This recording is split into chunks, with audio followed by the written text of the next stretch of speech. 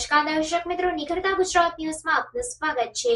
સમાચારની વાત કરવામાં આવે તો જામનગરના હાપા યાર્ડમાં ચાઇનાથી આયાત થતા લસણને કારણે સ્થાનિક ખેડૂતો અને વેપારીઓની આજીવિકા પર પડેલી અસરને પગલે વિશાળ આંદોલન સર્જાયું।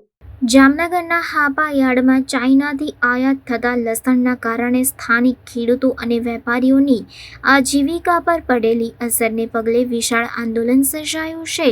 સ્થાનિક બજારમાં ચાઇના લસણના પ્રવેશથી ભાવમાં ભારે ઘટાડો થતાં ખેડૂતોને પોતાના ઉત્પાદન માટે યોગ્ય ભાવ ન મળતા આર્થિક સંકટનો સામનો કરવો પડી રહ્યો છે।